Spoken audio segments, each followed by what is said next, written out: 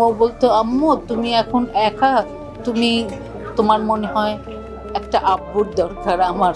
এখন অনেকের বাবা মারা গেছেন, তখন অনেকের বয়স 3 বছর।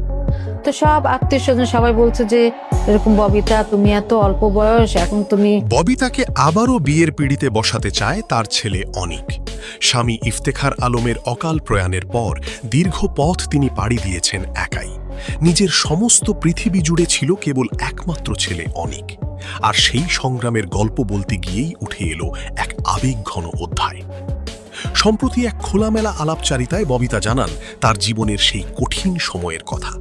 তখন অনিক বড় হচ্ছে, মা হিসেবে ববিতার নিঃসঙ্গতাটুকু তার অবুঝ চোখের আড়াল হয়নি। একদিন খুব কোমল স্বরে কিশোর অনিক মাকে বলেছিল, আম্মু তুমি একা, আমার মনে হয় তোমার একজন সঙ্গী প্রয়োজন, একজন আব্বু থাকলে হয়তো ভালো হতো। তুমি কি নতুন করে জীবন শুরু করতে পারো না? তো আম্মু তুমি এখন একা, তুমি তোমার মনে হয় একটা আব্বুর দরকার আমার। আমি বললাম, না বাবা, এটা তুমি বলো না। ছেলের মুখে নিজের ভবিষ্যতের কথা শুনে ববিতা সেদিন বাকরুদ্ধ হয়ে পড়েছিলেন। একদিকে মাতৃত্বের প্রতি সন্তানের এমন গভীর মমত্ববোধ, অন্যদিকে ববিতার নিজের জীবনের কঠিন বাস্তবতা। কিন্তু ববিতা এক মুহূর্তের জন্যেও দ্বিধা করেননি। তিনি ছেলেকে জড়িয়ে ধরে বলেছিলেন, বাবা এসব কথা আর বলো না, তুমিই আমার সবকিছু, তোমাকে ঘিরেই আমার পৃথিবী। আমি বললাম, না বাবা, এটা তুমি বলো না, তুমি আমার সবকিছু, তোমাকে নিয়েই আমার পৃথিবী।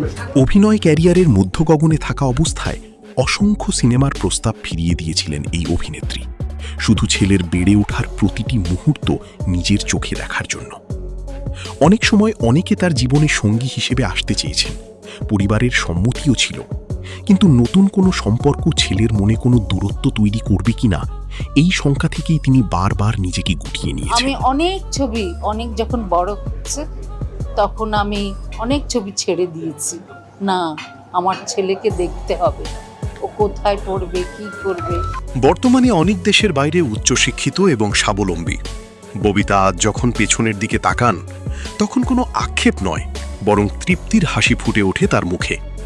তিনি মনে করেন ছেলেকে একজন সুশিক্ষিত ও মানবিক মানুষ হিসেবে গড়ে তোলাই ছিল তার জীবনের সেরা অর্জন। কোনো নতুন সম্পর্কের প্রয়োজন ছাড়াই একজন গর্বিত সিঙ্গেল মাদার হিসেবেই তিনি নিজের জীবনকে সার্থক মনে করেন। ঢালিউডের সোনালী যুগের কিংবদন্তি অভিনেত্রী, রূপালী পর্দার গ্ল্যামার আর জনপ্রিয়তাকে তুচ্ছ করে তিনি প্রমাণ করেছেন একজন নারীর কাছে সন্তানের চেয়ে বড় কোনো সম্পদ নেই। দর্শক, এই বিষয়ে আপনার কোনো মতামত থাকলে কমেন্টে জানাতে পারেন।